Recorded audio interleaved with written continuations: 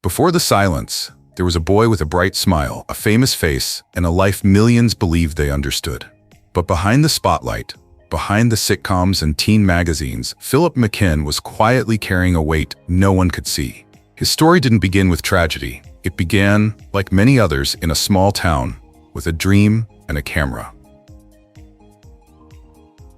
Philip McKeon was born Philip Anthony McKeon on November 11, 1964, in Westbury, New York, a quiet hamlet in Nassau County on Long Island. He was the son of Barbara McKeon, a stay-at-home mother who later helped manage her children's early careers, and Donald McKeon, a travel agent by profession. Philip grew up in a loving, tight-knit household that supported creativity and nurtured both his and his sister's early interests in the arts. His family life was rooted in modesty and discipline, values that proved invaluable as he transitioned into the fast-paced and often unpredictable world of show business. Philip shared a particularly close bond with his younger sister, Nancy McKeon, who would also go on to become a successful actress in her own right. Known for her role as Jo Polniaczek on the hit 1980s sitcom The Facts of Life, the two siblings shared not only blood but a professional journey through the entertainment industry, one that would shape both of their lives in unique ways. Philip's professional career began astonishingly early, at the tender age of 4, when his parents, recognizing his photogenic charm and poise, began taking him to modeling auditions. It was initially a light-hearted decision. The family attended a local modeling audition not far from their home in Westbury, with both Philip and Nancy in tow. To their surprise, both children were noticed for their natural charisma, but it was Philip who first landed professional gigs. With his striking blue eyes, angelic features, and ease in front of the camera, he quickly found work as a print model. He began appearing in magazine ads, newspaper spreads, and national television commercials. This was the early 1970s, a golden era for advertising, and young Philip soon became a familiar face in countless American households, thanks to his appearances in popular commercial campaigns. As his modeling career flourished, so did opportunities in live performance and acting. Over the next several years, Philip expanded his talents beyond still photography and began appearing in theatrical stage productions, developing a strong sense of timing and performance that would serve him well in his future television work. Unlike many child actors who are thrust into the spotlight without preparation, Philip's background in modeling gave him valuable on-camera experience. It allowed for a smoother transition into the world of acting. His early exposure to the entertainment industry helped him grow up in the public eye, learning how to navigate the complexities of fame and professionalism from a young age. Interestingly, Philip's childhood wasn't entirely consumed by work. Like many boys his age, he loved sports, especially baseball. In fact, in 1975, he played Little League Baseball in Williamsport, Pennsylvania, the city famous for hosting the Little League World Series. During that time, he even played alongside Benoit Benjamin, who would later become an NBA player. This formative experience reminded everyone that, despite his rising fame, Philip remained grounded. He still enjoyed the simple joys of childhood and friendship, away from the studio lights. Philip's big break came on stage. One night, actress Linda Lavin, already a celebrated screen and stage performer, attended a Broadway production in which 12-year-old Philip was performing.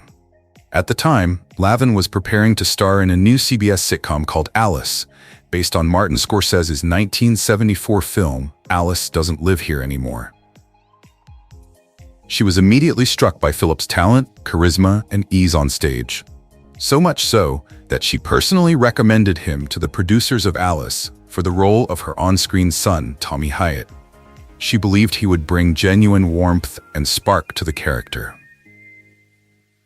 Her endorsement changed everything. Philip auditioned and ultimately won the role, replacing child actor Alfred Lutter, who had played Tommy in the pilot. His casting was a perfect fit. Alice debuted on August 31, 1976, and became an instant hit.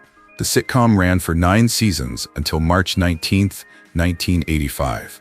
During that time, Philip literally grew up before America's eyes, evolving from a precocious child into a thoughtful teen, navigating both scripted growing pains and real-life adolescence on a national stage. Thanks to his role on Alice, Philip McKeon became something of a teen idol. He was regularly featured in teen magazines and received fan mail from across the country. But he wasn't just a pretty face. Audiences and critics alike praised his comedic instincts and acting talent. He was nominated for the Young Artist Award in both 1981 and 1982, in the category of Best Young Actor in a Television Series, affirming that his skills were recognized by peers and industry insiders alike.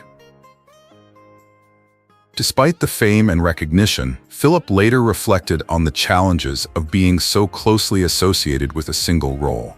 Like many child actors who found early success in sitcoms, he struggled with typecasting.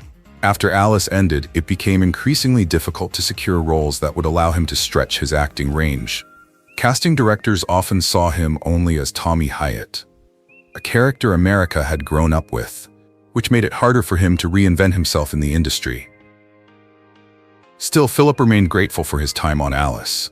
He often spoke about how the experience shaped his understanding of television production, not just as an actor, but as a future producer and director. He loved working with directors, understanding how sets operated, and being part of a tight-knit cast. That behind-the-scenes curiosity eventually led him to pivot toward a second career, one behind the camera. He stayed active in the industry throughout the late 1980s and 1990s, making guest appearances on iconic shows like Chips in 1979, where he brought youthful energy to a drama about California highway patrol officers. In 1984, he also appeared on Fantasy Island and The Love Boat, two beloved anthology-style series of the era that gave him space to explore different tones and characters. In 1988, Philip took on a more serious turn with Favorite Son, a political mini-series that showed his ability to handle complex and mature material. Around the same time, he started acting in feature films, including Leadfoot in 1982, where he played Tommy Russell in a made-for-TV drama. One of his most notable film roles came in 1987, when he appeared in Return to Horror High, a campy cult classic where he played Richard Farley. Though reviews were mixed, his performance was often remembered as a highlight. From there, Philip took roles in offbeat and genre films like Red Surf, 1989, 976 Evil 2, 1992, Sandman, 1993, and Ghoulies 4, 1995. These films weren't major box office hits, but they gave him the freedom to try new characters, often darker or more complex than his TV persona would have allowed. It was clear that he wanted to grow creatively, even if the mainstream industry wasn't watching as closely anymore. Eventually, Philip McKeon began shifting his focus behind the camera, a decision that would allow him to stay in the industry he loved, but on his own terms. With decades of experience in front of the lens, he brought a rare understanding to the roles of producer and director. His instincts were sharp, and his sense of storytelling, grounded in lived experience, gave him a unique voice behind the scenes. In 1992, he served as second assistant director and co-producer for the film Where the Day Takes You. The gritty drama followed the lives of homeless youth in Los Angeles and was praised for its realism and emotional impact. The film received strong critical reviews and helped establish Philip as a thoughtful and capable creative force behind the camera. He continued sharpening his production skills on films like Sandman, 1993, and The Young Unknowns, 2000. Then, in 2003, he made his directorial debut with Edge of Nowhere, a film praised for its introspective tone, careful direction, and emotional storytelling. Philip's producing credits also included a handful of unexpected successes. He worked on Teresa's Tattoo, 1994, a quirky crime comedy, Murder in the First, 1995, a heavy legal drama starring Kevin Bacon, and The Jacket, 2005, a psychological thriller that featured Adrian Brody and Keira Knightley. These films spanned genres, from experimental to hard-hitting, and showcased Philip's range as a filmmaker who could spot stories worth telling. Over time, however, his name stopped appearing in major credits. By the late 2000s, many began to wonder whether he had quietly retired or simply stepped back from the public eye. Philip, who had attended a private school in Burbank, California, reportedly St. John Paul II STEM Academy, was known for being introspective, private, and modest. And for those who remembered him from his Alice days, his graceful transition into a quieter creative life seemed fitting. Even into adulthood, Philip maintained his boy-next-door appeal. Standing at an impressive 6'3", with dark brown hair and striking blue eyes, he had a commanding yet kind presence. Fans who had watched him grow up noted how he transitioned from a cute child star into a tall, refined adult with classic Hollywood features. His looks remained part of his public image, but what truly endured was his integrity, his talent, and his quiet resilience. As the years passed, Philip McKeon's personal life became the subject of speculation, particularly around his sexuality. Despite his good looks, charm, and visibility in the public eye, he never married. He lived a quiet, private life in a beautiful home, and for some, that was enough to raise questions. Rumors circulated for years that Philip McKeon might have been gay. He never publicly addressed these claims. Questions like, who is Philip McKeon's wife? Or, was Philip McKeon ever in a relationship? Were asked frequently online and in fan circles. But the truth was, he remained single until his death, and he never disclosed any information about his romantic life or sexual orientation. Some believed that his silence was confirmation. Others believed he simply valued privacy in a world that often demanded personal confessions. It's important to note, Philip McKeon was never involved in any scandal or controversy. He was known as kind, professional, and deeply private. The rumors about his sexuality persisted, in part because he didn't fit Hollywood's typical mold. But choosing not to marry or not to speak about one's personal life does not define someone's truth. And that was perhaps the most misunderstood part of Philip's story. In a culture quick to label, he remained quietly undefined. Though he gradually stepped away from the public eye, he was never forgotten.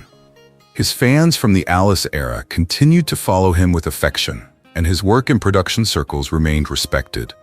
He wasn't chasing stardom anymore. He was simply living life on his own terms. But that doesn't mean the years were easy.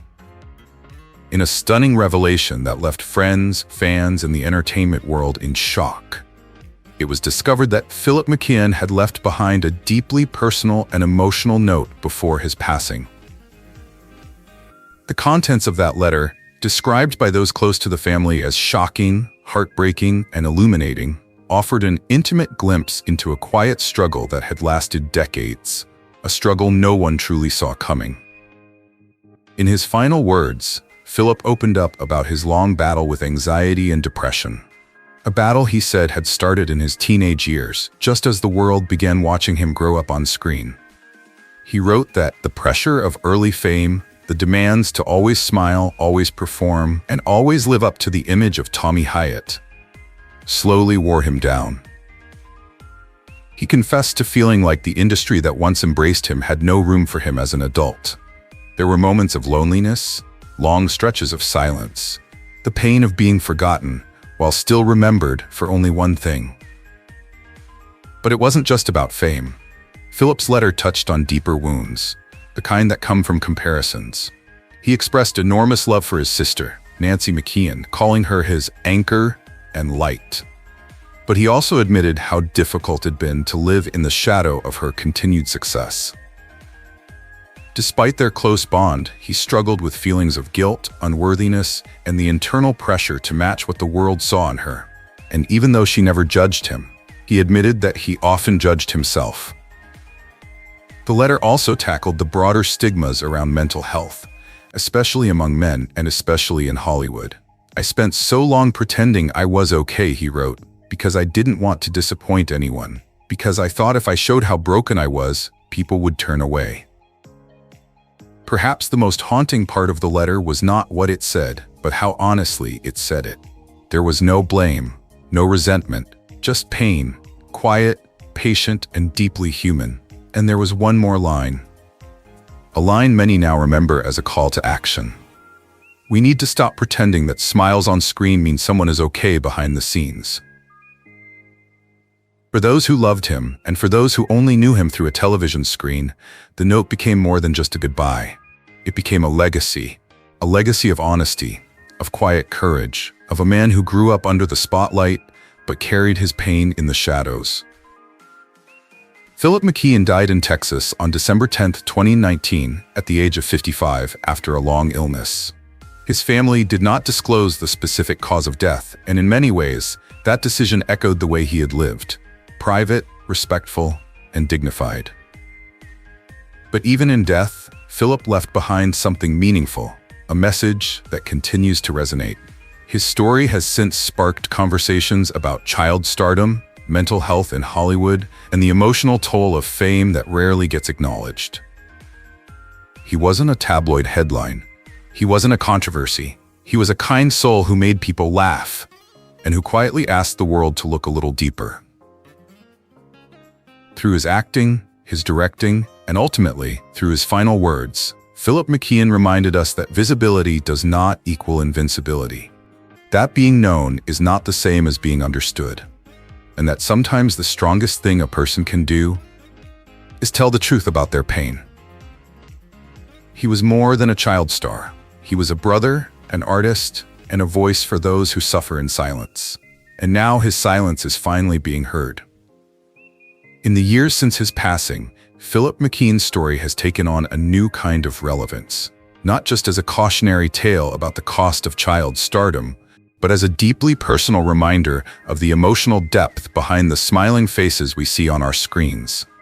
He wasn't just a name in the credits, he was a symbol of the silent battles so many face behind closed doors. Today, his letter is often quoted in mental health awareness campaigns, shared by advocates, therapists, and even fellow actors who grew up in the same system. His words, "We need to stop pretending that smiles on screen means someone is okay behind the scenes," have become a rallying cry in the push for emotional transparency in Hollywood. What was once a goodbye has now become a beginning, a spark that continues to light the way for conversations long overdue. In quiet moments, fans still revisit his work on Alice, sharing clips and memories online with captions like, "He was my first TV crush," or "Tommy felt like my big brother." And though many years have passed, the warmth Philip brought to that role, and to every role, still resonates. His performances were never flashy. They were honest, grounded, real, and perhaps that's why he stayed in the hearts of viewers long after the cameras stopped rolling. Behind the scenes, those who worked with him speak of a man who was thoughtful, curious, and always kind.